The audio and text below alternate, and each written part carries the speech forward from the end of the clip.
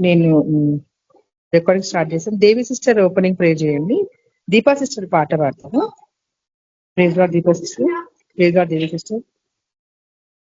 Praise Lord sisters అందరికీ praise Lord. Devi sister opening pray చేయండి. Deepa sister song పాడతాను. Okay sister. అందరికీ ప్రైజ్ లార్డ్. దేవుడి ఇచ్చిన గొప్ప అవకాశాన్ని బట్టి దేవుడి నామానికే మహిమ కలుగును గాక. అందరం కళ్ళు మూసుకున్నట్టయితే ప్రేయర్ చేసుకొని మీటింగ్ స్టార్ట్ చేసుకుందాము. మహాగణుడ, మహోన్నతుడ, సర్వోన్నతుడ, సర్వశక్తిమంతుడా, సజీవుడు అయిన గొప్ప దేవా నీకు వందనాలు యేసయ్యా. గత కాలం అంతా కాచి కాపాడి నీ కృపలో భద్రపరుచుకున్న గొప్ప దేవుడు నాయనా యేసయ్యా నీకు వందనాలు ప్రభా. ఉదయం నుంచి సాయంత్రం వరకు నా ప్రభా నానా రకమైన పనులతో దేవా మేము తండ్రి చేసి మరి నా తండ్రి సురక్షితంగా మమ్మల్ని గృహాలకు చేర్చి నా ప్రభా ఈ యొక్క ఆన్లైన్ లో ప్రేయర్లు అటెండ్ అవ్వడానికి మీరు చూపిన మహాకృపను బట్టి మీకు వందనాలేసయ్యా. ఇంకా జాయిన్ అవ్వాల్సిన బిడ్డలు కూడా తండ్రి త్వరలో జాయిన్ అయ్యేటకు సహాయం దయచేయండి. వాళ్ళకున్న అడ్డుల ఆటంకాలు తొలగించండి నా ప్రభా నీ మాట నా ప్రభా మేమందరం విని తండ్రి వాక్యానుసరమైన జీవితాలు మాకు దయచేయండి నా ప్రభా.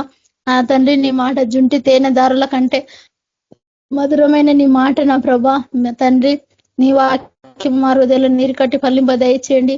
వాక్యానుసరమైన జీవితాలు దయచేయండి. మాకు మంచి సాక్షి జీవితాలు దయచేయండి ప్రభా. మా సాక్ష్యాన్ని కాపాడండి నా ప్రభా. సాక్ష్యమే ప్రాణంగానైనా తండ్రి అయా ఉన్నటకు మాకు సహాయం దయచేయన ప్రభా. వాక్యం విత్తనైన నీ దాసుని నా ప్రభా నీ సిలువ చాటును మరుగు చేయండి నా ప్రభా. సూటిగా తేటగా స్పష్టంగా మాతో మీరు మాట్లాడండి నాయనా. ఈ దాసుని నోరు బూరగా వాడుకొని నా ప్రభా అందరితో మీరు మాట్లాడండి నా ప్రభా. వాక్యానుసరమైన జీవితాలు మాకు దయచేయండి నా ప్రభా. నా తండ్రి నీకు వందనాలేసయ్యా. జయరైన బిడ్డలందరి బట్టి నీకు వందనాలు ప్రభా. నువ్వు మహాగణుడు, మహోన్నతుడు నా ప్రభా, సర్వోన్నతుడు, సర్వశక్తిమంతుడు నా ప్రభా, ఆశ్చర్యకరుడు, అద్భుతకరుడు నా ప్రభా. అయ్యా ఆశ్చర్య కార్యాలు జరిగించే గొప్ప దేవుడు నా ప్రభా. ఎంతమంది బాధతో చింతతో వేదనతో ఉన్నారో తండ్రి ప్రతి బాధ చింత వేదన యేసు నామమున విడుదల దయచేయండి. ఎవరి హృదయంలో ఎన్ని కన్నీళ్లు ఉన్నాయో నా ప్రభా ప్రతి కన్నీరుని మీరు తొడవండి నా ప్రభా. నా దేవానికి వందనాలేసయ్యా. ఎంతో మంది పనులు చేస్తున్న ప్రభా ఎండ బారిన పడకుండా కాపాడు నా ప్రభా నీకు వందనాలేసయ్యా. చిన్నపిల్లలు, వృద్ధులు నా ప్రభా, యవనులు నా ప్రభా అయ్యా వడ దెబ్బ ఎండ దెబ్బ తగలకుండా మీరు కాపాడండి నా ప్రభా. పరిచుని అగ్ని కంచి దయచి నా ప్రభా. అయ్యా ఈ వేడి నుంచి ప్రతి బిడ్డను రక్షించండి నా ప్రభా. నీకే వందనాలు స్తుతులు నా ప్రభా. పాట పాడే బిడ్డకు చక్కని స్వరాన్ని మీరు దయచేయండి నా ప్రభా. నిన్ను స్తుతించి గణపరచుటకు నా తండ్రి నీ కృపను దయచేయండి నా ప్రభా. నీకు ఎంత వందనాలు యేసయ్యా. కేవీపీలో పరిచయం నా తండ్రి నానాటికి అభివృద్ధి పరచండి. అంచెలంచెలుగా విస్తరించే కృపను మీరు దయచేయండి నా ప్రభా. నా తండ్రి ఎక్కడెక్కడైతే నీ సేవకు వెళ్తున్నారో ప్రభా బ్రదర్స్ సిస్టర్ వాళ్ళకు నీ తోడైండండి ప్రభా. వాళ్ళ తండ్రి సిరిసు మలుకొని సిరిపాదం వరకు నా ప్రభా అయ్యా వారి చుట్టూ నీ అగ్ని కంచు దయచేయండి. వెళ్ళే ప్రతి స్థలం అందు నా ప్రభా నీ ఆత్మకార్యం జరిగించండి అయ్యా ప్రభా. నా వారి ద్వారా నా ప్రభా అనేకులు రక్షణలోకి నడిచేందుకు సహాయం దయచే. నీ రాకడ సమీపంగా ఉంది నా దేవా. నీ రాకడగా నా ప్రభా ప్రతి ఒక్కరు ఆయుధపడే కృపను మీరు దయచేయండి నా దేవా. నా తండ్రి ప్రార్థించడం మా వంతు, కార్యం జరిగించడం నీ వంతు నా ప్రభా. నశించబడుతున్న ప్రతి ఆత్మను నా దేవా మీరు దర్శించండి. ప్రతి బిడ్డతో మాట్లాడండి. ముయ్యబడ ప్రతి మనోనేతరాలు వెలిగించండి నా తండ్రి. నీ సహాయం దయచేసి ఆనాడు హృదయం తెరవగా నా తండ్రి నీ వాక్యం శ్రద్ధగా విని నీ వాక్యానుసారంగా నడుచుకున్న దేవా అలాంటి హృదయాన్ని ప్రతి బిడ్డకును దయచే. రక్షణలోకి రాని బిడ్డలు అన్ని జనులు ఎందరో ఉన్నారయ్యా. వారందరూ మీరు దర్శించి రక్షణ మార్గం నడిపించి నీ పరలోక రాజ్యానికి వారసులుగా మీరు సిద్ధపరచమని సమస్త మహిమ గంత ప్రభావం మీరు మాత్రం పొందుకోమని ఇచ్చిన అవకాశాన్ని బట్టి నీకు వందనాలయ్యా. పిలుపుకు తగ్గ జీవితాన్ని అట్టి బ్రతుకును మాకు అందరికీ దయచేయమని అయ్యా. సమస్త మహిమ గంత ప్రభావం మీరు మాత్రం పొందుకోమని మీ పరిచర్యలు నా ప్రభా శక్తి లోపం లేకుండా నా ప్రభా చేసేటకు మా అందరికి నీ శక్తి నీ బలం దయచేయమని యేసయ్య పరిశుద్ధ నామములో వేడుకుంటున్నాం తండ్రి. ఆమేన్. Thank you sister. Praise Lord. అందరికీ praise Lord. Thank you sister. Praise Lord. Deepa sister పాట ప్రైజ్ లార్డ్ సిస్టర్. అందరికీ పాట పాడుకున్నాం.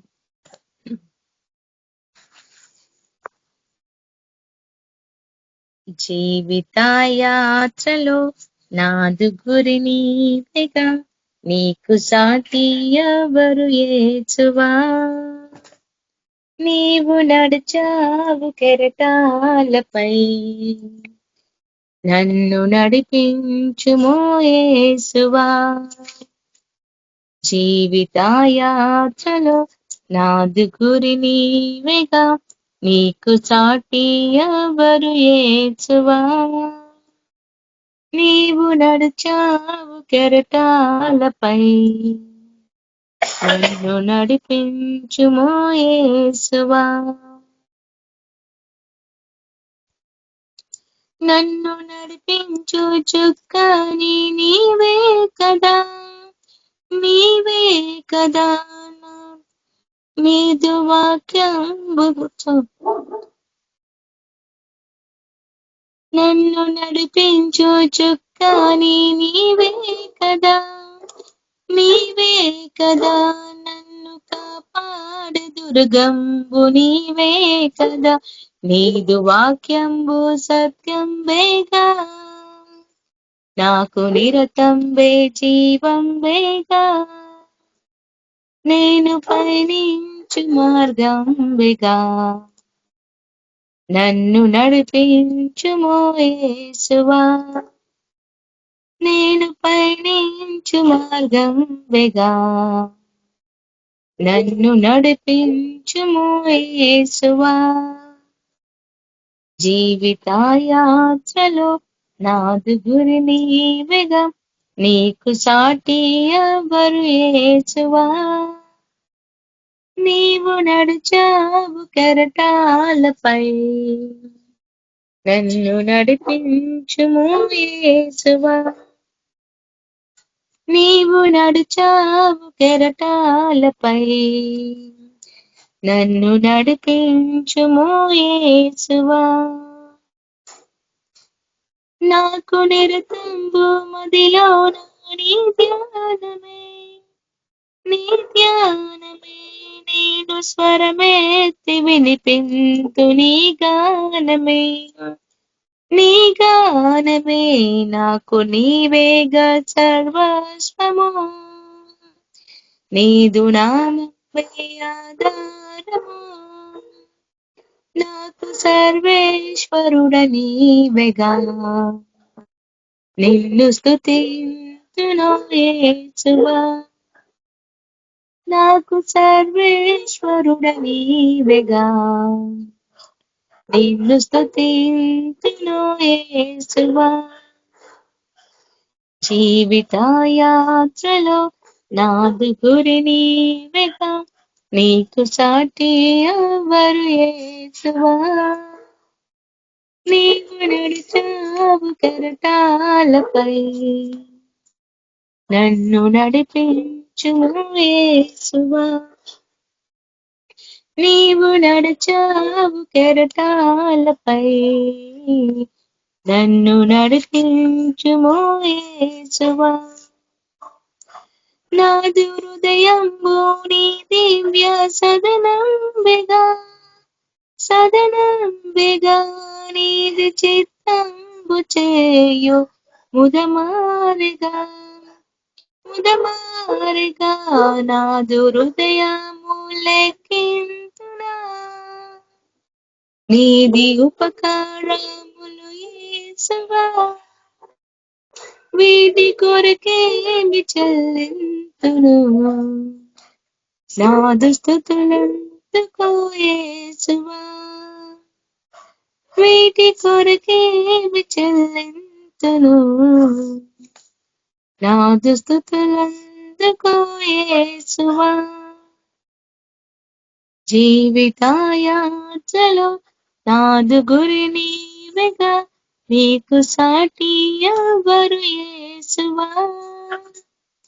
నీవు నడిచావు కెరటాలపై, నన్ను నడిపించుమో యేసువా. నీవు నడిచావు కెరటాలపై, నన్ను నడిపించుమో యేసువా. హల్లెలూయా, praise Lord. Thank you sister. Thank you sister. మన మధ్యలో పరిశుద్ధరావు బ్రదర్ వాక్యాన్ని పంచుకుంటారు. Praise Lord brother. Praise Lord sister, అందరికీ ప్రైజ్ లార్డ్. మన ప్రభువును రక్షకుడైన యేసుక్రీస్తు నామములో అందరికీ వందనాలు, శుభములు. ప్రార్థన చేసుకొని దేవుని వాక్యాన్ని మనం ధ్యానించుకుంటాము. పరిశుద్ధుడైన తండ్రి, ప్రేమ కనికరము కృప కలిగిన మా దేవ, ఘనమైన అత్యున్నతమైన అతి శ్రేష్టమైన నామమును బట్టి మీకు వేలాది వందనాలు కృతజ్ఞతలు స్తుతులు చెల్లిస్తూ ఉన్నాం తండ్రి. ఉదయకాలం నుంచి ఇంతవరకు మీరు మమ్మల్ని కాపాడుతూ వచ్చినారు. రాత్రికాల సమయంలో తండ్రి మీ సన్నిధిలో చేరేటువంటి కృపను ఇచ్చినారు. అందుని బట్టి మీకు వందనాలు. ఇంతవరకు నాయన ఈ యొక్క ఆరాధనలో మీరు సహాయపడుతూ వచ్చారు. పాట ద్వారా మహిమ పొందారని నమ్ముతున్నాం. ఈ సమయంలో నీ వాక్యాన్ని ధ్యానించబోతుంటుండగా ప్రభా సహాయపడండి, దయ చూపించండి. మా అందరితోనూ మాట్లాడమని ప్రార్థిస్తున్నాం. ఏ రీతిగా ప్రభా ఈ లోకంలో మీకు మహిమకరంగా జీవించాలో తండ్రి, మా జీవితాల్లో మీరు ఏం ఆశిస్తూ ఉన్నారో నా ప్రభా నీ వాక్యం ద్వారా బయలుపరచమని ప్రార్థన చేస్తాం. నా తండ్రి ఈ సమయంలో నీ పక్షంగా నిలబడుతున్నాను, మీరు జ్ఞాపకం చేసుకోనండి.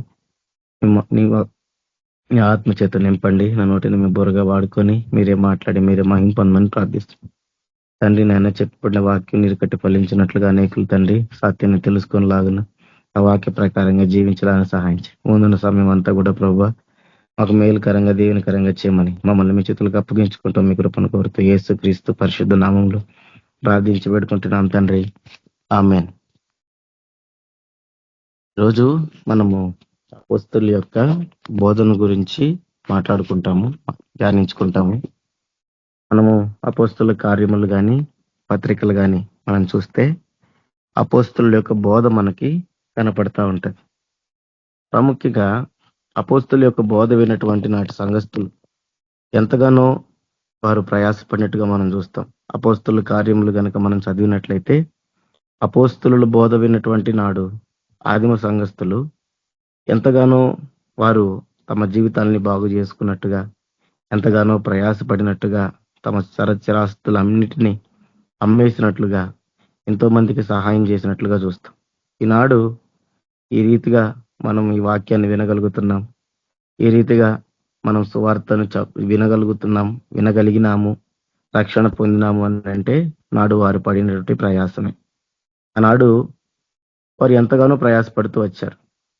ఈ సువార్త ప్రకటన కోసం, ఈ వాక్యాన్ని వెల్లడి చేయడం కోసం ఎంతగానో ప్రయాసపడ్డారు. ఎంతగానో తమ ఆస్తులు అమ్ముకున్నారు. ఎంతగానో తమ యొక్క ప్రాణాలను సైతం వాళ్ళు ప్రాణంగా పెట్టారు.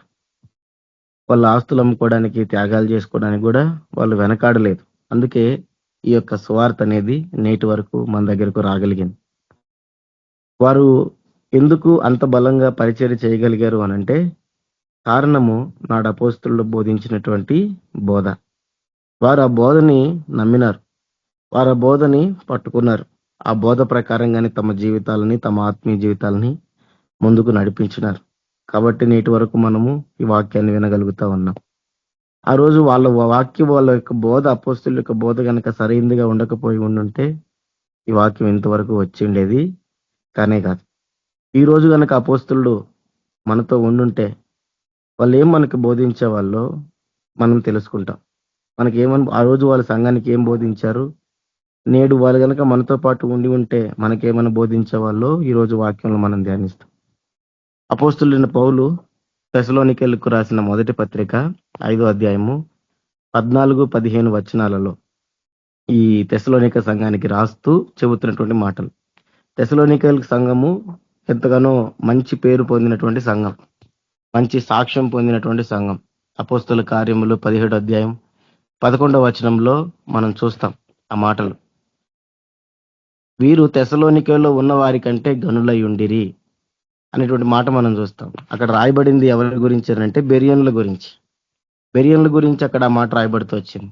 అయితే వీరు తెస్సలోనికల కంటే అని రాశాడు అని అంటే తెస్సలోనికలో ఉన్న వాళ్ళు మంచి వాళ్ళు, తెస్సలోనికలో ఉన్న విశ్వాసులు బలమైన విశ్వాసులు, మంచి సాక్ష్యం పొందినటువంటి విశ్వాసులు, విశ్వాసంలో స్థిరపడినటువంటి విశ్వాసులు. కాబట్టి వారితో పోల్చాడు. కాబట్టి తెస్సలోనిక సంఘము మంచి బలముగా ఉన్నటువంటి సంఘం. ఈ తెస్సలోనిక పత్రికకి ఎవరెవరు రాస్తూ వచ్చారు అనంటే పత్రికను పౌలు, సిల్వాను, అదే రీతిగా తిమోతి, ఈ ముగ్గురు కలిపి ఈ సంఘానికి మొదటి పత్రిక రాసినట్టు మనం చూస్తాం. అదే తెస్సలోనికలకి రాసిన మొదటి పత్రిక 1వ అధ్యాయం 1వ వచనము మనం చదివితే, మొదటి పత్రిక 1వ అధ్యాయము 1వ వచనం మనం చదివితే ఆ మాట మనకు కనపడుతుంది. పౌలు, సిల్వాను, తిమోతి వీరు ముగ్గురు కలిసి ఈ సంఘానికి పత్రిక రాస్తూ వచ్చారు. వీళ్ళు ముగ్గురు ఆ సంఘానికి బోధిస్తుంది ఏంటి అని అంటే ఈ వచనాల్లో మనం చూస్తాం. తెస్సలోనికీయులకు రాసిన మొదటి పత్రిక 5వ అధ్యాయము 14-15 వచనాల్లో మనం చూస్తాం. వాళ్ళ యొక్క బోధను ఆ 14వ వచనం నుంచి చదువుకుంటా పోతే మనకు అర్థమవుతుంది వాళ్ళు ఏమని బోధించారు. ఈ రోజు మనము ఈ 14వ వచనము 15వ వచనాన్ని మనం ధ్యానిస్తాము. అక్కడ ఏం రాయబడిందంటే, సహోదరులారా, మేము మీకు బోధించినది ఏమనగా అక్రమముగా నడుచుకుని వారికి బుద్ధి చెప్పుడి, ధైర్యము చెడిన వారిని ధైర్యపరచుడి, బలహీనులకు ఊతనీయుడి, అందరి ఎడల దీర్ఘశాంతము గలవారై ఉండుడి, ఎవడును కీడునకు ప్రతి కీడు ఎవనికైనాను చేయకుండా చూచుకొనుడి, మీరు ఒకని ఎడల ఒకడును మనుషులందరి ఎడలను ఎల్లప్పుడూ మేలైన దానిని అనుసరించి నడుచుకొనుడి అని ఈ వచనాల్లో మనం చదువుతున్నాం. ఇక్కడ వాళ్ళు ఏమని బోధిస్తున్నారు అనంటే 6 విషయాలు అక్కడ వాళ్ళు మెన్షన్ చేస్తూ వచ్చారు. 6 విషయాలు అక్కడ వాళ్ళు రాస్తూ వచ్చారు. మొట్టమొదటిది ఏంటిది అనంటే అక్రమముగా నడుచుకునే వారికి బుద్ధి చెప్పుడి, తర్వాత ధైర్యము చెడిన వారిని ధైర్యపరచుడి, బలహీనులకు ఊతనీయుడి, అందరి ఎడల దీర్ఘశాంతము గలవారయుండుడి, ఎవడునో కీడునకు ప్రతి కీడు ఎవరికైనాను చేయకుండా చూచుకొనుడి, మీరు ఒకని ఎడల ఒకడును మనుషులందరి ఎడలను ఎల్లప్పుడూ మేలైన దానిని అనుసరించి నడుచుకొనుడి. మేలైన దాన్నే చేయమంటున్నాడు. ఈ 6 విషయాలు ఇక్కడ మనం ఈ 2 వచనాల్లో చూస్తున్నాం. ఈ 6 విషయాలు చేయాలని ఆ తెస్సలోనికీయులకు రాసినట్టు ఆ తెస్సలోనిక సంఘానికి పౌలు భక్తుడు, సిల్వానా, అదే రీతిగా తిమోతి కలిపి రాస్తున్నారు. కాబట్టి ఈ 6 విషయాలు చేయాలి మనం. ఆ రోజు ఆ సంఘానికి రాశాడు. నేడు మనం కూడా ఈ విషయాలు చేయవలసిన వారంగా ఉన్నాం. అందులో మొట్టమొదటిది ఏంటిది? అక్రమంగా నడుచుకునే వారికి బుద్ధి చెప్పాలి. ఇది చాలా ప్రాముఖ్యమైనటువంటి విషయం మనం చేయాల్సింది.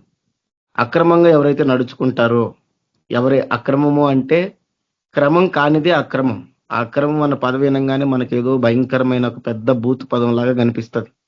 అదేదో భయంకరమైన పదం లాగా మనకు వినిపిస్తుంది. కానీ అక్రమం అంటే చాలా సింపుల్. క్రమం కానిదే అక్రమం. ఉదాహరణకి, నేను ట్రాఫిక్ సిగ్నల్ దగ్గర ఆగినప్పుడు గ్రీన్ సిగ్నల్ పడినప్పుడే ముందుకెళ్ళాలి, అది క్రమం. అలా కాకుండా రెడ్ సిగ్నల్ పడినప్పుడు ముందుకెళ్ళాను అనుకో, అది అక్రమమే. అదే రీతిగా దేవుని నమ్ముకున్నటువంటి బిడ్డలు కూడా అక్రమంగా నడుచుకుంటే వారికి ఏమంటున్నాడు అనంటే బుద్ధి చెప్పాలి. ఏ రీతిగా దేవుని నమ్ముకున్న బిడ్డలు అక్రమంగా నడుచుకుంటారు? ఏముంటాయి వాళ్ళు అక్రమంగా నడుచుకునేవి? దేవుని వాక్యం ఏం చెబుతుంది? మారు మనసు పొందమంటుంది. దేవుని వాక్యం ఏం చెబుతుంది? సువార్త చెప్పమంటుంది. దేవుని వాక్యం ఏం చెబుతుంది? దేవుడు ఏం చెబుతున్నాడు? సమాధానంగా ఉండమంటున్నాడు. ద్వేషాలు అవన్నీ తీసివేయమంటున్నాడు. ఆ రీతిగా ప్రార్థన చేయమంటున్నాడు. తమకిచ్చిన తలాంతులను ఉపయోగించుకోమంటున్నాడు. ఈ రీతిగా ఎన్నో ఉన్నాయి. ప్రేమ చూపించాలంటున్నాడు, తగ్గించుకోవాలంటున్నాడు, గర్వం వద్దంటున్నాడు. ఈ రీతిగా ఎన్నో ఉన్నాయి. వీటిలో ఏవి చేయకపోయినా, వీటిలో దేవుడు మనకు ఆజ్ఞాపించినవి ఏవి చేయకపోయినా వారిని ఏం చేయమంటున్నాడు అనంటే బుద్ధి చెప్పమని చెబుతున్నాడు. అది ఏ విషయంలోనైనా కానీ, అది వారి ఆత్మీయ జీవితంలోనైనా కానీ, లేదా వారి యొక్క వ్యక్తిగత జీవితంలోనైనా కానీ, లేదనంటే వారి యొక్క బోధ కానీ, వారి యొక్క విధానాలు కానీ, పద్ధతులు కానీ, ఏవైనా కానీ మనం ఏం చేయాలా? బుద్ధి చెప్పాలా. అక్రమంగా నడుచుకుంటున్న వారికి క్రమం ఏంటో తెలియజేయాలి. అది మనము ఖచ్చితంగా చెయ్యాలి. అయితే ఈ రోజుల్లో ఏ రీతిగా తయారైపోయిందంటే పరిస్థితి, తప్పు చెప్పాలి అనంటే భయం, చెప్పలేరు. అందుకనంటే బుద్ధి చెప్పడానికి, తీర్పుకి తేడా తెలియనటువంటి క్రైస్తవ్యాన్ని నేడు మనము లోకంలో చూస్తున్నాం. బుద్ధి చెప్పడం వేరు, తీర్పు తీర్చడం వేరు. మన తండ్రి మనకు వచ్చి చెబుతాడు, అయ్యా దొంగతనాలు చేయొద్దు, అబద్ధాలు ఆడొద్దు, ఇలా చేస్తే నీకు పోలీసులు పట్టుకొని పోతారు, పోలీసులు నిన్ను జైల్లో వేస్తారు, కాబట్టి నువ్వు జాగ్రత్తగా ఉండు అని చెప్పడము బుద్ధి చెప్పడం, బుద్ధి నేర్పించడం. అది కూడా ఒక భూత పదం లాగా ఆలోచిస్తూ ఉంటారు.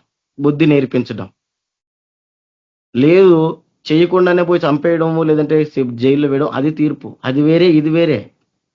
అయితే ఈ రోజుల్లో మనుషులకు ఏంటి అనంటే బుద్ధి చెప్పడం కూడా తీర్పు తీర్చినట్టుగా భావిస్తూ ఉంటారు.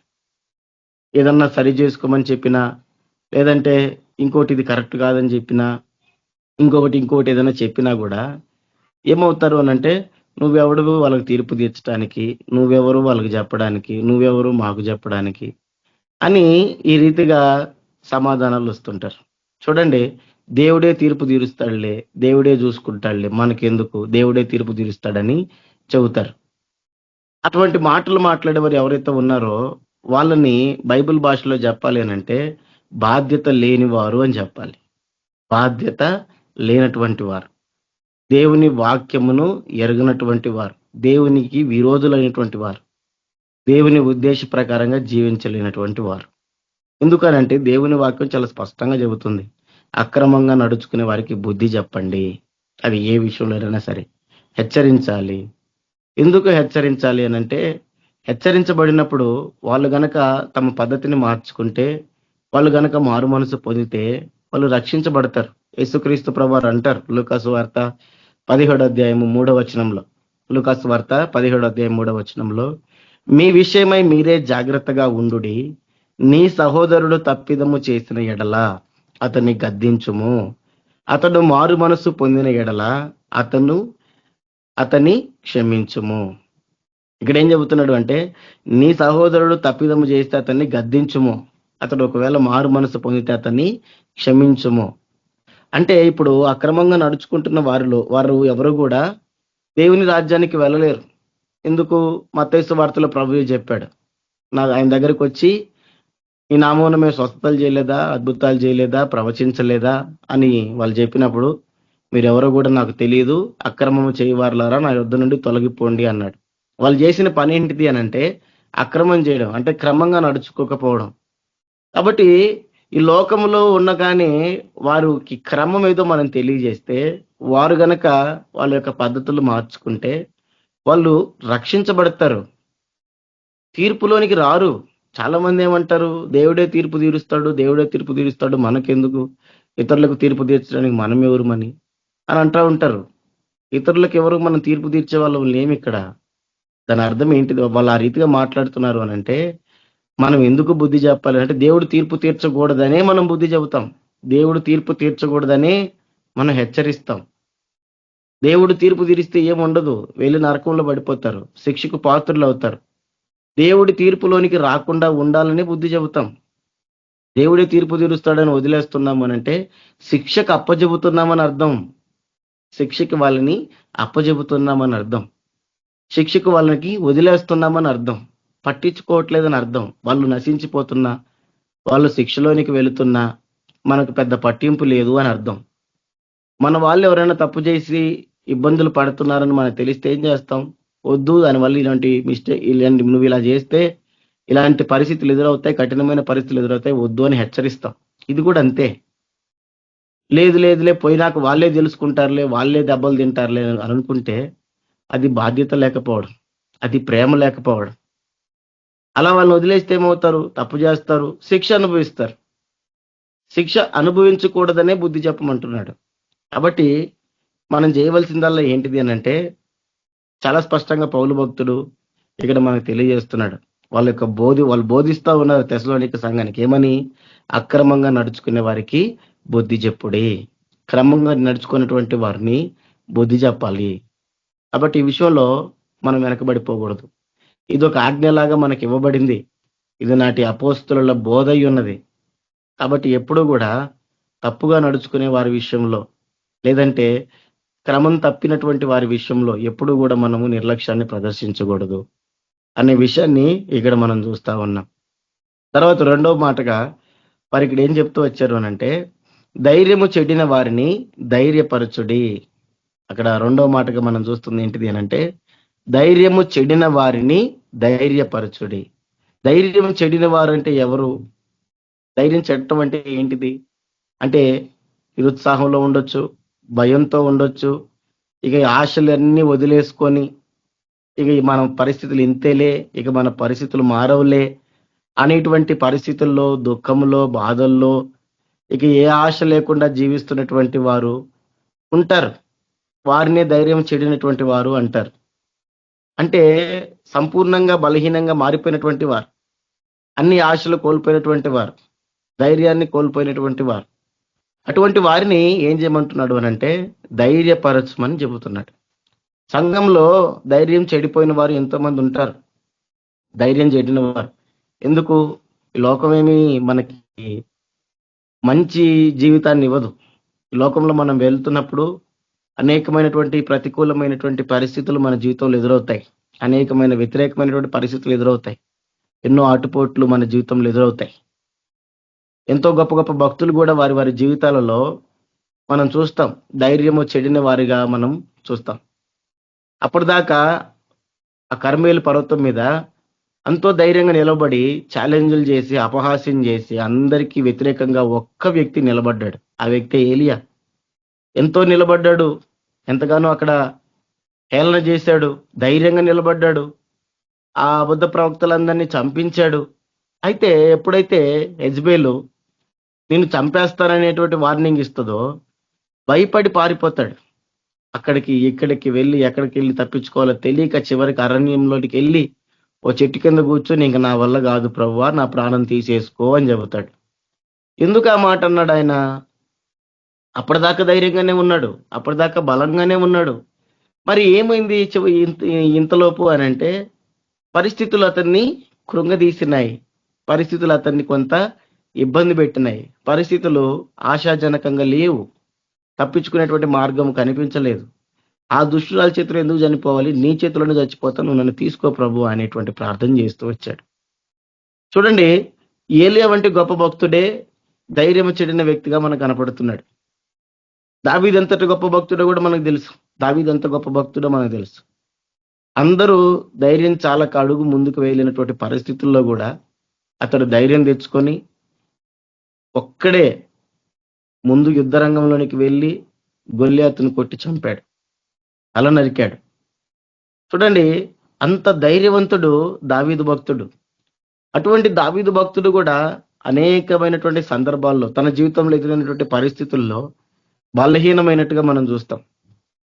కొంత ధైర్యము కోల్పోయిన వ్యక్తిగా మనం చూస్తాం. అందుకే నాకు రెక్కలుంటే బాగుడు, నేను ఎగిరిపోయేవాడినని కీర్తనలో రాస్తాడు. ఎన్నో ఉన్నాయి, మరి నేను చెప్పలేకపోతున్నాను, ఇక్కడ సమయం తక్కువ ఉంది కాబట్టి. దావీదు కూడా అనేక సార్లు ధైర్యాన్ని కోల్పోయిన వ్యక్తిగా మనం చూస్తాం. మరి దావీదు వంటి భక్తులు, అదే రీతిగా ఏలియా వంటి భక్తులు, అంతటి గొప్ప భక్తులే, అంతగా దేవుని మీద ఆధారపడిన వాళ్ళే, దేవుని కల్లారా చూసిన వాళ్ళే, దేవుని మహిమను చూసిన వాళ్ళే, దేవుని కార్యాలు, అద్భుతమైన కార్యాలు, ఆశ్చర్యకరమైన కార్యాలు, గొప్ప గొప్ప అద్భుతాలు వాళ్ళ జీవితంలో చూసిన వాళ్ళే బలహీనమైనప్పుడు, ధైర్యం చెడినప్పుడు, ధైర్యం చెడిపోయినప్పుడు, మరి ఈరోజు ఉన్నటువంటి పరిస్థితుల్లో ధైర్యం చెడకుండా ఎందుకుంటారు మనుషులు? ధైర్యం అనేది పోతుంది కొన్ని సందర్భాలలో. అయితే అటువంటి పరిస్థితులలో మనల్ని ఏం చేయమని పౌలు భక్తుడు ఇక్కడ వారు సంఘానికి హెచ్చరిస్తున్నారు అనంటే, ధైర్యము చెడిన వారిని ధైర్యపరచుడి. ధైర్యము చెడిపోయిన వారిని ఏం చేయాలంట? ధైర్యపరచాలి. తిరిగి మరలా వాళ్ళలో ధైర్యాన్ని నింపాలి. మన మాటలు కావచ్చు, మన క్రియలు కావచ్చు, మనం వారి పక్షంగా చేసేటువంటిది ఏదైనా సరే ఏం చేయాలో వాళ్ళలో ధైర్యాన్ని నింపాలి. తిరిగి మరలా నూతనంగా నిలబెట్టాలి. పరిస్థితులను ఎదుర్కోవడానికి కావలసినంత ధైర్యాన్ని ఇవ్వాలి. అది ప్రభు మన నుంచి ఆశిస్తున్నాడు. ఆ రీతిగా ధైర్యపరచాలంటే ఏం చేయాలి? మనలో, మన సంఘస్థుల్లో, మనలో ఉన్నటువంటి వారి పరిస్థితుల గురించి మనం తెలుసుకోవాలి, వాళ్ళని ప్రోత్సహించాలి, వాళ్ళని గురించి ప్రార్థన చేయాలి, దేవుని వాక్యం చెప్పాలి, దేవుడు ఉన్నాడని చెప్పాలి, మేమంతా ఉన్నామనేటువంటి ధైర్యం ఇవ్వాలి. ఏం కాదనేటువంటి పరిస్థితులు ఉంటే చూడండి ఏమవుతుంది? వెళ్ళి దర్శించాలి, పరిస్థితులు తెలుసుకోవాలి. అప్పుడు వాళ్ళలో ధైర్యం వస్తుంది. అవును, దేవుడు ఉన్నాడు. ఎందుకంటే పరిస్థితులు కొన్నిసార్లు చాలా బలహీనం అవుతాయి, బలహీనంగా ధైర్యాన్ని అనేది పోగొడతాయి. అయితే అటువంటి పరిస్థితుల్లో మనం గనక వారి దగ్గరికి వెళ్ళి వాళ్ళని పరామర్శించినట్లయితే, దేవుని వాక్యాన్ని చెప్పడము, ప్రార్థించటము చెప్పినట్లయితే వాళ్ళలో ధైర్యం అనేది వస్తుంది. అపోస్తులుడైన పౌలు భక్తుడికి కూడా ఇటువంటి అనుభవం ఎదురైంది. కొరింథీయులకు రాసిన 2వ పత్రిక 7వ అధ్యాయం 6వ వచనంలో పౌలు భక్తుడు ఒక మాట చెబుతాడు.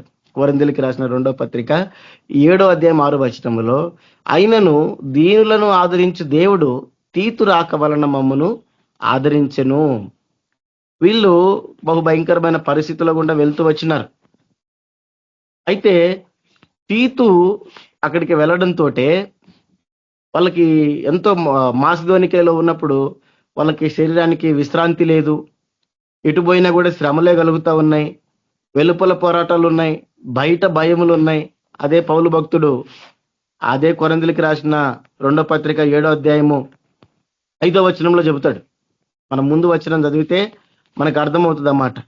మేము మాసిదోనికకు వచ్చినప్పుడును మా శరీరము ఏమాత్రము విశ్రాంతి పొందలేదు, ఎటు పోయినను మాకు శ్రమయే కలిగెను, వెలుపల పోరాటములు లోపల భయములు ఉండెను. అంటే వారు కూడా ఎటువంటి ఆ పరిస్థితుల్లో, ఆ మాసిదోనిలో ఉన్న పరిస్థితులు ఏం చేసినాయి? వాళ్ళకి విశ్రాంతి లేకుండా చేసినాయి. ఎటు పోయినా వాళ్ళకి శ్రమనే అనుగ్రహించినాయి. పోరాటాలు ఉన్నాయి, లోపల మాత్రం విపరీతమైన భయం ఉంది. అయినను ఏం చెబుతున్నాడు 6వ వచనంలో, దీనులను ఆదరించు దేవుడు తీతు రాక వలన మమ్మును ఆదరించెను. పౌలు ఎంత గొప్ప భక్తుడో మనం ఏమి ఇప్పుడు చెప్పుకోనక్కర్లేదు. ఎంతో గొప్ప భక్తుడు ఆయన. ఎంతగానో పరిచర్య చేసిన వాడు, సంఘాలను కట్టినవాడు, అద్భుతాలు చేసినవాడు, అద్భుతాలు చూసినవాడు. అయితే పరిస్థితులు ఆయనలో కొంత భయాన్ని పుట్టించినప్పుడు, పరిస్థితులు ఆయనలో కొంత కలవరాన్ని పుట్టించినప్పుడు ఏం చేశాడు ఆయన? ఎప్పుడైతే తీతు వచ్చాడో, తీతు రాక వలన వాళ్ళు ఆదరణ పొందారు, ధైర్యం తెచ్చుకున్నారు. అదే చెబుతున్నాడు, అయినను దీనులను ఆదరించు దేవుడు తీతు రాక వలన మమ్మును ఆదరించెను. చూడండి, పౌలు భక్తుడికి ఆదరణ వచ్చింది తీతు రాకతోటి. అదే రీతిగా నేడు మనము కూడా ఉండాలని ఇక్కడ జ్ఞాపకం చేస్తున్నాడు.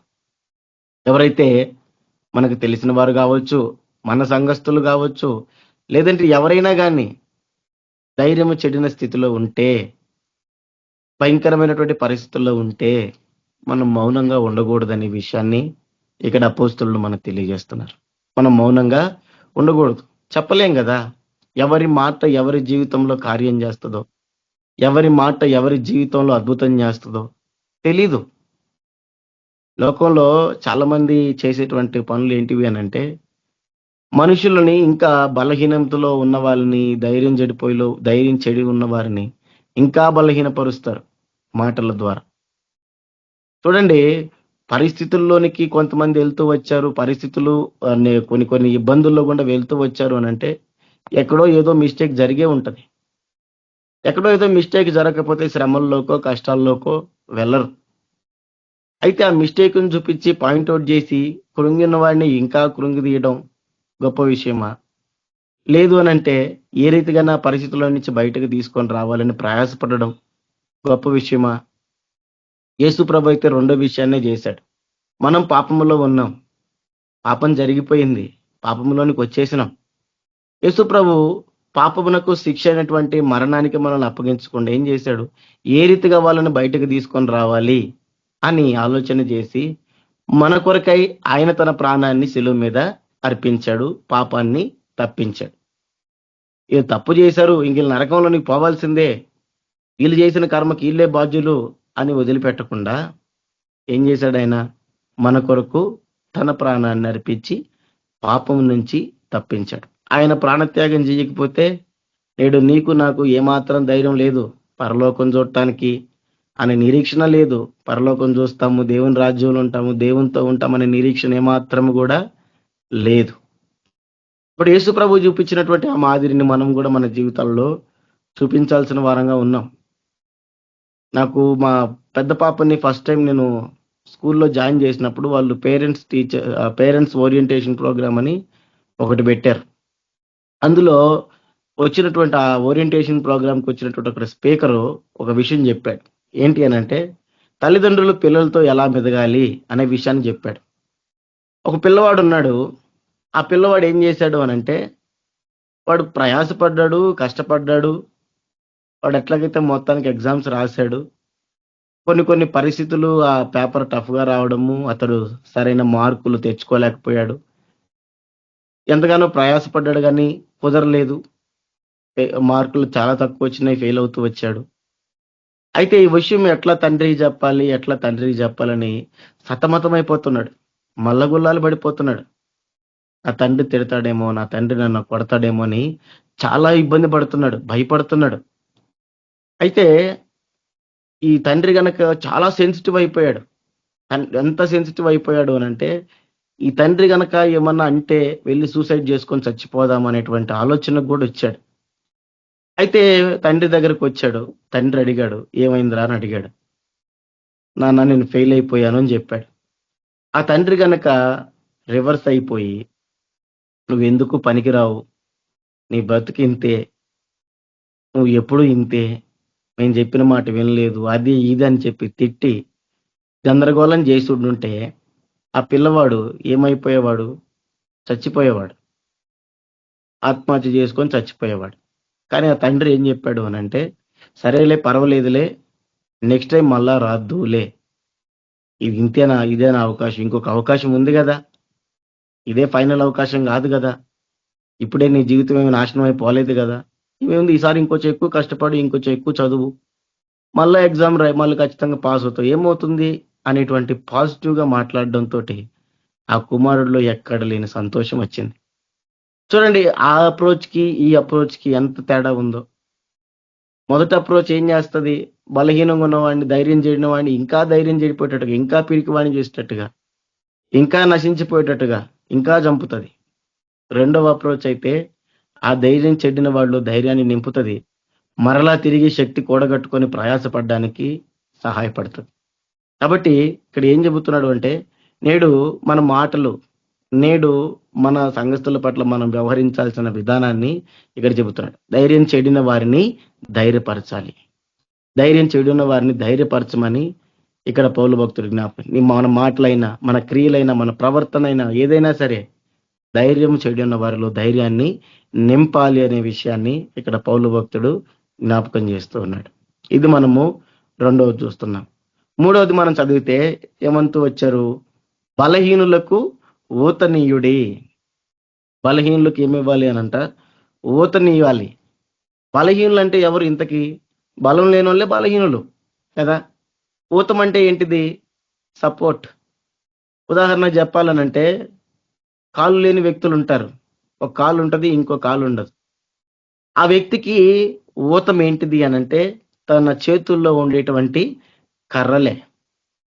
ఒక కాలు మీద నిలబడతాడు, రెండవ కాలుకి కర్ర వాడతాడు, నడుస్తాడు. రెండు కాళ్ళు లేవు, ముందుకెళ్ళాలి, వీల్ చైర్లో కూర్చుంటాడు. ఆ వీల్ చైరే అతనికి సపోర్ట్, అదే ఊతం. గుడ్డివారు ఉంటారు, వాళ్ళ చేతిలో ఒక స్టిక్ ఉంటుంది, దాన్ని ఇట్లా ఇట్లా తడుతూ తడుతూ వెళ్తారు. ఎందుకు? ముందేముందో తెలీదు, గొంతు ఉందో తెలీదు, ఏదైనా పోల్ ఉందో తెలీదు, స్తంభము ఏదైనా ఉందేమో, అబ్స్టకల్ ఏమైనా ఉందేమో తెలియదు. కాబట్టి ఏం చేస్తారు? కర్రతోటి ఇట్లా ఇట్లా తడుతూ కింద తడుతూ అడుగులో అడుగు వేసుకుంటూ వెళ్తారు. అదే చేతుల కర్ర లేకపోతే వాళ్ళకి ఒక్కొక్క అడుగు వేయాలంటే ఎంతో భయంగా ఉంటుంది. వాళ్ళ వల్ల కాదు, వెళ్ళలేరు ముందుకి. జారిపోయి ఒక అడుగు గుంతలో వేస్తే ఏమవుతుందో తెలియదు, జారిపోయి దేనికన్నా గుద్దుకుంటే ఏమవుతుందో తెలియదు. కాబట్టి వారి చేతిలో ఆ కర్ర వారికి ఊతం ఇస్తుంది. అంటే బలహీనులు అంటే బలం లేని వారు, వాళ్ళ విషయంలో సహాయం చేసే వారంగా ఉండాలి అని చెబుతున్నాడు. ఏ విషయంలో? మన ఈ లోకంలో విషయం, శరీర సంబంధమైన వాటి గురించి కాకుండా సంఘంలో మనుషులు ఏ రీతిగా బలహీనంగా ఉంటారు? ఒకటి, ఆత్మీయంగా బలహీనంగా ఉంటారు. రెండవది, ఆర్థికంగాను బలహీనంగా ఉంటారు. భౌతికంగా బలహీనంగా ఉంటారు. అంటే అనారోగ్యాలు ఉండొచ్చు, ఇంకోటి ఉండొచ్చు, లేదంటే కుటుంబంలో సమస్యలను బట్టి కొంచెం బలహీనంగా మారిపోయి ఉండొచ్చు. కాబట్టి మనం ఏం చేయాలి? వారికి ఊతం ఇవ్వాలి, ఊతము ఇవ్వాలి. చూడండి, ఏ రీతిగా మనం ఊతం ఇవ్వగలం బలహీనంగా ఉన్న వారికి? కొంతమంది ప్రభువుని ఎరిగి కూడా కొంత బలహీనంగా ఉంటారు, తెలుసుకోలేకున్న స్థితిలో ఉంటారు. అటువంటి వారి పక్షంగా వారి జీవితంలో శోధనలు రావచ్చు, వారి జీవితంలో శ్రమలు రావచ్చు, వాటిని వారు సమర్థంగా ఎదుర్కోలేకపోవచ్చు, సరైన ప్రార్థన చేయలేకపోవచ్చు. అటువంటి వారి పక్షంగా నీవు కూర్చొని నీవు దేవునికి మొరపెడితే ఆ ప్రార్థన దేవుడు వింటాడు. ఆ ప్రార్థన వారి జీవితానికి ఎంతో మేలు చేస్తుంది. ఉదాహరణకి యేసుక్రీస్తు ప్రభు వారే ఏం చెప్పాడు? లూకాసు వార్త 22వ అధ్యాయము 31, 32 వచనాలలో, లూకాసు వార్త 22వ అధ్యాయము 31, 32 వచనాలలో యేసుక్రీస్తు ప్రభువారు ఏం సెలవిస్తూ వచ్చారు? సీమోను సీమోను, ఇదిగో సాతాను మిమ్మును పట్టి గోధుమల వల్లే జల్లించుకు మిమ్మల్ని కోరుకొనిను గాని నీ నమ్మిక తప్పిపోకుండానట్లు నేను నీ కొరకు వేడుకొంటిని. నీ మనసు తిరిగిన తరువాత నీ సహోదరులను స్థిరపరచుమని చెప్పెను. పేతురు భక్తుడు బలహీనంగా ఉన్నాడు. తను ఏదో బలంగా ఉన్నాను అనుకుంటున్నాడు కానీ చాలా బలహీనంగా ఉన్నాడు. అయితే సాతాను ఏం చేశాడు? గోధుమల వల్లే జల్లించటానికి కోరుకున్నాడు. అయితే ఆ విషయాన్ని యేసు ప్రభు చెబుతున్నాడు. సీమోను సీమోను, సాతాను మిమ్మల్ని పట్టి గోధుమల వల్లే జల్లించడానికి మిమ్మల్ని కోరుకున్నాడు. అయితే నీ నమ్మకం తప్పిపోకుండా ఉండాలని ఏం చేశాను? నేను నీ కొరకు వేడుకొన్నాను. చూడండి, యేసుక్రీస్తు ప్రభువారు చేసిన ప్రార్థన, యేసుక్రీస్తు ప్రభువారు చేసినటువంటి ఆ మొర ఏమైంది? బలహీనుడైనటువంటి పేతురును బలమైన వ్యక్తిగా మార్చింది. బలమైన వ్యక్తిగా మార్చింది. ఆ తర్వాత అతను బలవంతుడయ్యాడు, గొప్ప పరిచర్య చేశాడు. అదంతా మనకు తెలుసు. ఆ రోజు యేసుక్రీస్తు ప్రభువారు చేసిన ప్రార్థన సాతాను నుంచి సీమోనుని తప్పించింది, పేతురుని తప్పించింది. అలాగనే మన సంఘంలో మనకు తెలిసిన వారు ఆత్మీయంగా బలహీనంగా ఉండొచ్చు, ఆ శోధనలు ఎదుర్కోలేటువంటి పరిస్థితుల్లో ఉండొచ్చు. వారి పక్షంగా మనం మొరపెట్టాలి, వారి పక్షంగా మనం దేవుణ్ణి వేడుకోవాలి. వాళ్ళ యొక్క విశ్వాసము ప్రభువులో స్థిరపడినట్లు పడేంత వరకు మనము మొరపెట్టే వారంగా ఉండాలి. అది ఊతమివ్వడం. మన ప్రార్థన ఒకరికి ఊతమిస్తుంది. అదే రీతిగా మంచి సమరయుడు గురించి మనందరికీ తెలుసు. సమరయుడు ఒక వ్యక్తి యెరూషలేము నుండి యెరికోకు దిగిపోతా ఏమవుతాడు? దొంగల చేతిలో చిక్కబడతాడు. దొంగల చేతిలో చిక్కబడి వాళ్ళు ఏం చేస్తారు? ఉన్నదంతా దోచుకుంటారు, కొట్టి ఆడ పడిపోయినాడు. వాళ్ళు భయంకరంగా కొట్టారు. ఇప్పుడు బలహీనుడు అయిపోయినాడు, బలవంతుడే. అయితే వాళ్ళ చేతిలో చిక్కబడి బలహీనుడు అయిపోయినాడు. అయితే ఆ రోజు ఆ దారిలో వెళ్ళినటువంటి లేవీయుడు కానీ యాజకుడు కానీ ఎవరు కూడా పట్టించుకోలేదు. అయితే సమరయుడు వచ్చి అతనికి ఊతమిచ్చాడు. ఆ రోజు ఏం చేశాడు ఆయన? ఏం ఊతమిచ్చాడు? బలహీనంగా లేవలేని స్థితిలో పడిపోయి ఉన్న ఆ వ్యక్తిని లేపి ఊటకులమాని ఇంటికి తీసుకెళ్లి అతడికి పరిచర్య చేయించి తనకు కావలసిన అవసరత తీర్చి ఏమయ్యాడు? ఊతమిచ్చాడు. ఆ రోజు అతను ఊతం ఇవ్వడాన్ని బట్టి తర్వాత ఏమైనాడు? అతను స్వస్థత పొందుకొని తిరిగి వెళ్ళిపోయినాడు. చూడండి, ఒక్కొక్కసారి మనం ఏం చేయాలి? ఊతము అని అంటే సహాయం చేయవలసి ఉంటుంది. ఒక్కోసారి ప్రార్థన సహాయం అవసరం, ఒక్కోసారి మన నుంచి ఆర్థిక సహాయం కూడా అవసరం. ఒకవేళ బలహీనంగా ఉన్నారు, వాళ్ళకి అవసరతలు అనిపిస్తే మనం ఏం చేయాలా? ఊతం ఇవ్వాలి. ఆ విషయాన్ని ఇక్కడ మనము చూస్తా ఉన్నాం. కాబట్టి అనారోగ్యంతో ఉన్న వారిని వారి గురించి మొరపెట్టడము, ఎవరైతే బలహీనంగా ఉన్నారో మనము ఏదైతే మనము చేస్తే వాళ్ళకి సపోర్ట్ అవుతుంది అని మనం ఫీల్ అవుతామో, ఏమి చేస్తే మనము వారికి సపోర్ట్ అవుతుందో, ఏదైతే వారిని నిలబెడుతుందో, ఏదైతే వాళ్ళని బలపరుస్తుందో దానిని చెయ్యమని ఇక్కడ జ్ఞాపకం చేస్తున్నాడు. అది ప్రార్థన కావచ్చు, లేదా అది సహాయము, ఆర్థిక సహాయం కావచ్చు, అది మాట సహాయం కావచ్చు, ఇంకొకటి కావచ్చు, అది ఏదైనా కావచ్చు. వారిని నిలబెడుతుంది అనంటే అది మనం చెయ్యాలి అనే విషయాన్ని ఇక్కడ మనకు పౌలు భక్తుడు జ్ఞాపకం చేస్తున్నాడు. అలా మనం చేయకుండా మనం చూడనట్టుగా ఉంటే, అలా మనం చేయకుండా దేవుడే చూసుకుంటాడులే, యాకోబు భక్తుడు చెప్పాడు కదా, సమాధానంగా ఉండండి, చలి కాచుకోండి, అంటే ఈ లోక భాషలో చెప్పాలంటే ప్రార్థన చేయండి, దేవుడే చూసుకుంటాడని తిరిగి వాళ్ళకే చెప్పామనుకో ఏ ఉపయోగం ఉండదని ఇక్కడ చెబుతున్నాడు. బలహీనంగా ఉన్నవారు, సహాయం కోరి వచ్చిన వారిని మనమే తిరిగి నువ్వే ప్రార్థన చేయండి, దేవుడు సహాయం చేస్తాడు, దేవుడు అద్భుతం చేస్తాడు, అది చేస్తాడు, ఇది చేస్తాడని చెప్పడం అది కరెక్ట్ విధానం కాదని ఇక్కడ జ్ఞాపకం చేస్తున్నాడు. మన ద్వారా దేవుడు సహాయం చేస్తాడు. దేవుడేమి ఆకాశం నుంచి ఈరోజు అది చాలా తక్కువ. దేవుడు చేశాడు, ఆకాశం నుంచి మన్నాను కురిపించాడు, కాకులతో ఆహారాన్ని ఏలియా దగ్గరికి పంపించాడు. అయితే ఆ రోజు వాడున్న పరిస్థితుల్లో మనం చూడాలి. ఆ రోజు వారున్న పరిస్థితి ఎవరు చుట్టుపక్కల నుంచి తీసుకొచ్చే పరిస్థితి లేదు. కాబట్టి దేవుడు ఆ రీతిగా చేశాడు. ఈరోజు ఇంతమంది దేవుని ఎరిగిన వారు ఉన్నాం కదా, ఎవరి హృదయాలను దేవుడు ప్రేరేపించాడు? ఎవరి హృదయాలను దేవుడు ఖచ్చితంగా ప్రేరేపిస్తాడు, దేవుడు తెలియజేస్తాడు. దాన్ని మనం చేయాలా అనే విషయాన్ని జ్ఞాపకం చేస్తున్నాడు. కాబట్టి బలహీనంగా ఉన్న వారికి ఊతం ఇవ్వాలి. అంటే ఊతము అంటే సపోర్ట్గా నిలబడాలి. అదే విషయాన్ని ఇక్కడ జ్ఞాపకం చేస్తున్నాడు. తర్వాత 4వ విషయం ఏం చెప్పాడు? అందరి ఎడల దీర్ఘశాంతము గలవారై ఉండుడి. అందరి ఎడల దీర్ఘశాంతము గలవారై ఉండుడి. దీర్ఘశాంతం అంటే ఏంటిది? ఓపికే. అందరి ఎడల ఓపికతో ఉండమంటున్నాడు.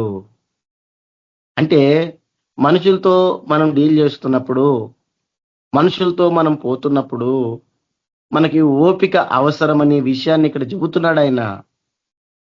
ఓపిక ఉండాలి అని చెబుతున్నాడు. ఓపిక లేకపోతే కష్టం అనే విషయాన్ని చెబుతున్నాడు. ఎందుకు ఓపిక అవసరం? ఓపిక ఎందుకు అవసరం చెప్పండి? పేషెన్స్ ఎందుకు అవసరం?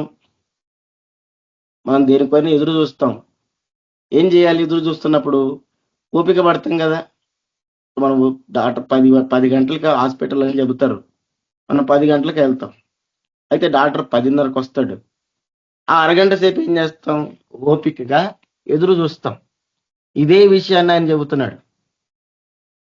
ఎదురు చూడండి. మనుషులు మనం అనుకున్నట్టుగా ఉండరు. మనుషులు మనం ఆలోచించినట్టుగా ఉండరు. మనకు తగ్గట్టుగా ఉండరు. మనల్ని బాధ పెట్టేవారుగా ఉంటారు. మారని స్థితిలో ఉంటారు. నిర్లక్ష్యమైన వారుగా ఉంటారు. రకరకాలైనటువంటి మనుషులు ఉంటారు. అయితే అందరి ఎడల దీర్ఘశాంతం గలవారై ఉండండి, ఓపిక పట్టండి అనే విషయాన్ని ఆయన తెలియజేస్తున్నాడు. ఓపిక లేకుండా మీరు మారరు, మీ బతుకులింతే. ఇది కాదు. మోషేని మనం చూస్తాం. మోషే చూడండి ఎంత ప్రయాసపడతాడు ఆ ఇశ్రాయేలు ప్రజల కోసం. ఐగుప్తులో ఎన్నో అద్భుతాలు చేసి, ఆశ్చర్య కార్యాలు చేసి, వాళ్ళని బయటకు తీసుకొని వచ్చి దేవుడు వాళ్ళని నడిపిస్తే వాళ్ళు ఏం చేస్తారు? తిరిగి మోషే మీదకే తిరుగుబాటు చేస్తారు. మోషే మీదే కొనుగుతారు, దేవుడి మీద కొనుగుతారు.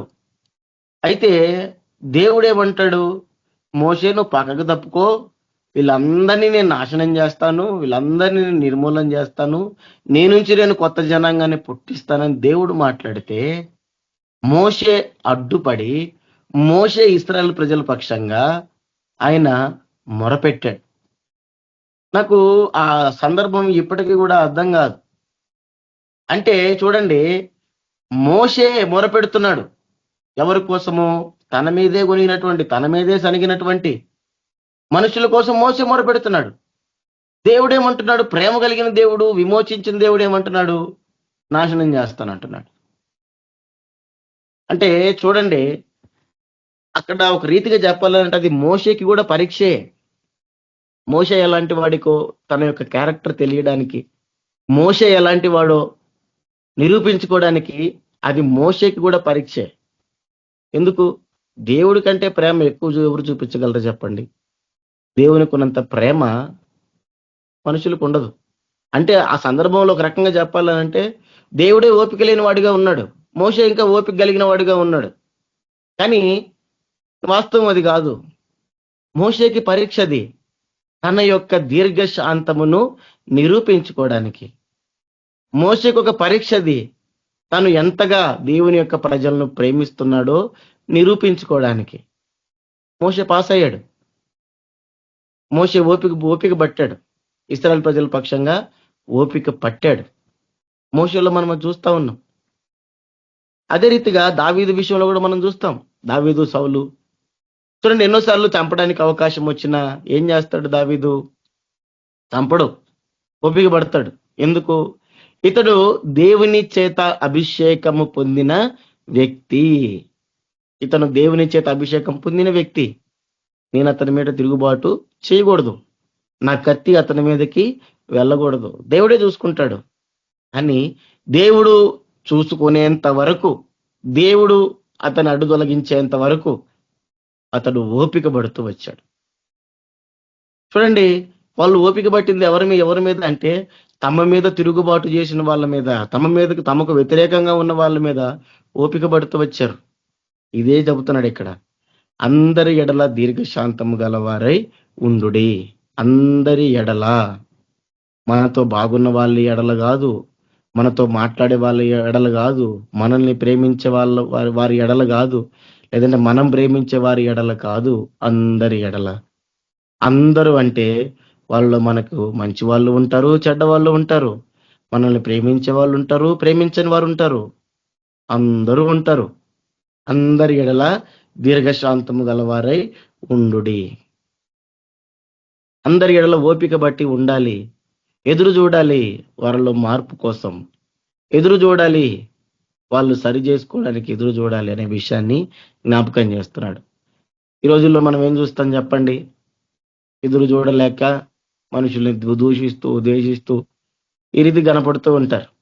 ఇంక వీళ్ళు మారలే, వీళ్ళ బతుకులు ఇంతేలే అనేటువంటి డెసిషన్కి వస్తారు. అని మనము ఓపికగా ఎదురు చూడాలనే విషయాన్ని పౌలు భక్తుడు ఇక్కడ జ్ఞాపకం చేస్తున్నాడు, దేవుడు ఇక్కడ మనకి తెలియజేస్తున్నాడు.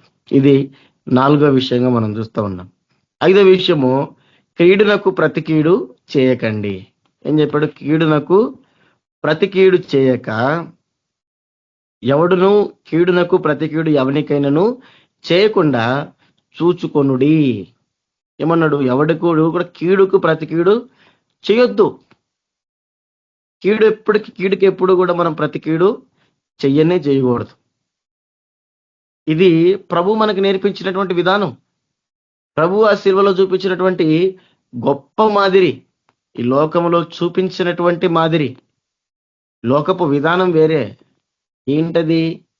మనకి ₹1 నష్టం వాళ్ళు కలిగిస్తే తిరిగి ఏం చేయాలి? మనం ₹10 నష్టమైనా వాళ్ళకి కలిగించాలి.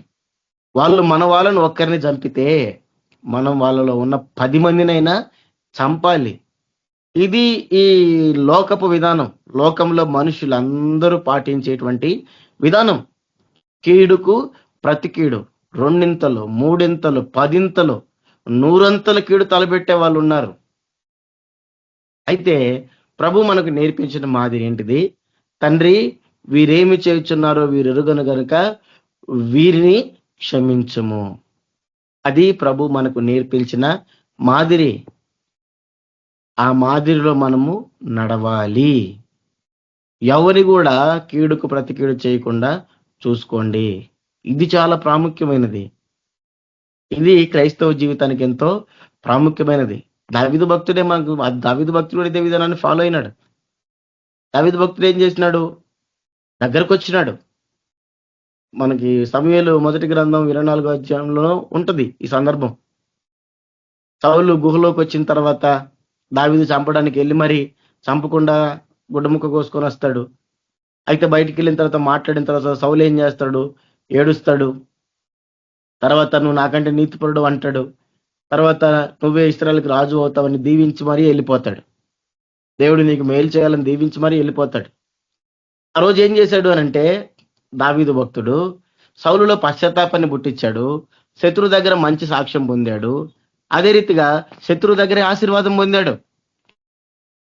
శత్రువులో మార్పును చూడగలిగాడు. ఇది ప్రభు మనకు నేర్పించిన మాదిరి.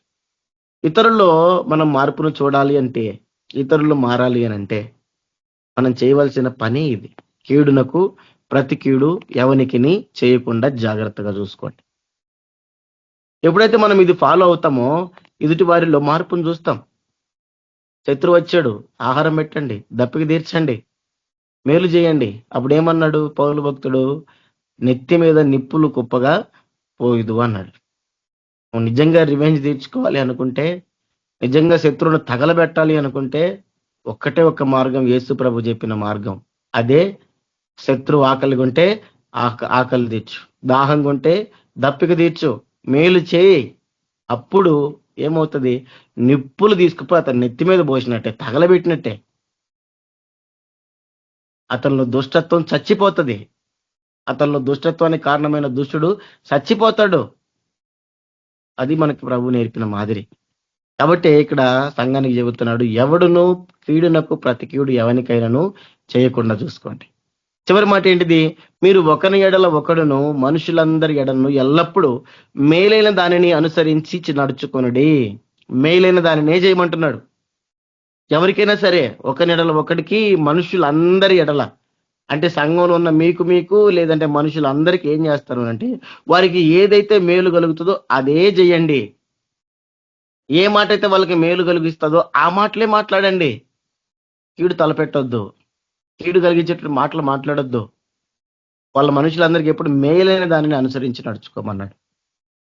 కాబట్టి ఇతరులకు మేలు కలిగే పనులే మనం చెయ్యాలనే విషయాన్ని ఇక్కడ దేవుడు పౌలు భక్తుడి ద్వారా దేవుడు వారి ద్వారా మనకి జ్ఞాపకం చేస్తూ ఉన్నాడు. చూడండి, ఈ విషయాలు ఆ రోజు సంఘానికి అపోస్తలులు బోధించారు. ఇంకా తర్వాత చదువుకుంటా పోతే ఇంకా చాలా కనిపిస్తాయి. ఇవన్నీ మనం ఇప్పుడు వివరించుకునే సమయం లేదు. సంతోషంగా ఉండమంటారు, ఎడతెక్క ప్రార్థన చేయమంటారు, ప్రతి విషయంలో కృతజ్ఞతాస్తుతులు చెల్లించమంటారు, ఆత్మను ఆర్పొద్దంటారు. ఆ రీతిగా చదువుకుంటా పోతే ఎన్నెన్నో మంచి మంచి విషయాలు, ఆత్మీయమైన విషయాలు, మనల్ని ప్రభువుకు దగ్గర చేసే విషయాలు, దేవుని చిత్తాన్ని నెరవేర్చేటువంటి విషయాలు వాళ్ళు అక్కడ చెబుతున్నట్టుగా మనం చూస్తాం. కాబట్టి మనము ఇప్పటిదాకా చూస్తూ వచ్చినవి 6 విషయాలు.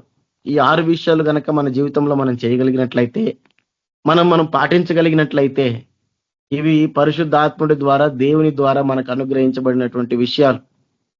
కాబట్టి దేవుని మాటలు ఇవి కనుక మనం ఆచరించగలిగినట్లయితే, మన జీవితంలో చేయగలిగినట్లయితే దేవుని ఎంతో మహింపరిచిన వారం అవుతాం. ఏంటి ఆ మాటలు? ఒకసారి జ్ఞాపకం చేసి నేను ముగిచ్చేస్తాం. తెస్సలోనికీయులకు రాసిన మొదటి పత్రిక 5వ అధ్యాయము 14-15 వచనాలలో, సహోదరులారా, మేము మీకు బోధించినది ఏమనగా, అక్రమంగా నడుచుకున్న వారికి బుద్ధి చెప్పండి, ధైర్యము చెడిన వారిని ధైర్యపరచుడి, బలహీనులకు ఊతమీయుడి, అందరి ఎడల దీర్ఘశాంతం గలవారయుండుడి, ఎవడును కీడునకు ప్రతి కీడు ఎవనికైనాను చేయకుండా చూసుకునుడి, మీరు ఒకని ఎడల ఒకడును మనుషులందరి ఎడలను ఎల్లప్పుడూ మేలైన దాన్ని అనుసరించి నడుచుకోండి. ఇది అపోస్తులు నాడు సంఘానికి బోధించినటువంటి బోధ, అపోస్తులు నాడు సంఘానికి చెప్పినటువంటి మాటలు. ఇవే గనక మన జీవితంలో మనం చేయగలిగితే ప్రభుకి ఎంతో మహిమ కలుగుతుంది. అటు వారంగా మనం ఉందాము, ప్రభువును మహింపరుద్దాము. దేవుడి కృప మనందరికి అనుగ్రహించిన గాక, దేవుడి కొద్ది మాటలు దీవించి ఆశీర్వదించిన గాక. ప్రార్థన చేసుకుందాం. పరిశుద్ధమైన తండ్రి, ప్రేమ కలిగిన దేవ, మీకు వందనాలు, స్తోత్రాలు ప్రభువా. ఇంతవరకు మీ వాక్యం ద్వారా మాతో మాట్లాడుతూ వచ్చారు. తెస్సలోనికీయులకు రాసిన మొదటి పత్రిక 5వ అధ్యాయం 14-15 వచనాలలో తండ్రి మీరు మాకు తెలియజేస్తూ వచ్చారు 6 విషయాలు తండ్రి మా జీవితంలో నెరవేర్చడానికి సహాయం చేయండి. అయ్యా తండ్రి, అక్రమంగా నడుచుకునే వారికి బుద్ధి చెప్పేవారుగాను, ధైర్యం చెడిన వారిని ధైర్యపరిచేవారిగాను, బలహీనులకు ఊతమిచ్చేవారిగాను, అందరి ఎడల దీర్ఘశాంతం చూపేవారిగాను, ఎవరికి ప్రతి కీడుకి నాయన కీడు చేయకుండా మేలు చేసేవారిగాను ఉండుటకు నాయన మీరే సహాయపడమని ప్రార్థిస్తున్నాను, దయ చూపించమని ప్రార్థిస్తున్నాను. ఈ రీతిగా తండ్రి మీ మాటలను మా జీవితంలో నెరవేర్చి మిమ్మల్ని మహింపరచడానికి కృప చూపించండి. ఇంతవరకు నాయన ఈ విషయాల్లో మేము చేయలేని వారంగా ఉంటే మమ్మల్ని క్షమించండి, మన్నించండి. ఇక నుంచి ప్రభావ ఈ వాక్యానుసారంగా మా జీవితాలు ఉన్నట్లుగా దయ చూపించమని ప్రార్థన చేస్తున్నాం. సహాయపడండి, బలపరచండి. ఇంతవరకు నాయన ప్రేయర్లో నువ్వు సహాయపడినందుకు వందనాలు. రాగలిగిన బిడ్డలందరినీ బట్టి వందనాలు. కేపీఎంలో ఉన్న వారందరినీ కూడా తండ్రి మీరు దీవించి ఆశీర్వదించమని, ప్రతి ఒక్కరికి మీరే తోడుగా ఉండమని తండ్రి మమ్మల్ని అందరినీ కూడా మీ చేతులకు అప్పగించుకుంటూ మీ కృపను కోరుతూ యేసుక్రీస్తు పరిశుద్ధ నామంలో ప్రార్థించి వేడుకుంటున్నాం తండ్రి. ఆమేన్. ఆమేన్. Thank you sister. అందరికీ praise Lord. Praise Lord brother. ఆశీర్వాదం ఇవ్వండి బ్రదర్. సరే సిస్టర్. మన ప్రభు అయిన యేసుక్రీస్తు కృప, కనికరము, ప్రేమ, సమాధానం, నడిపింపు చేరొచ్చిన మనందరికీ, లోకంలోని సకల పరిశుద్ధులకి సదాకాలం తోడైండి నడిపించును గాక. ఆమేన్. ఆమేన్. అందరికీ ప్రైజ్ లార్డ్ సిస్టర్. అందరికీ praise Lord. Praise Lord brothers and sisters అందరికీ. Praise the Lord brothers and sisters అందరికీ ప్రైజ్ ది లార్డ్.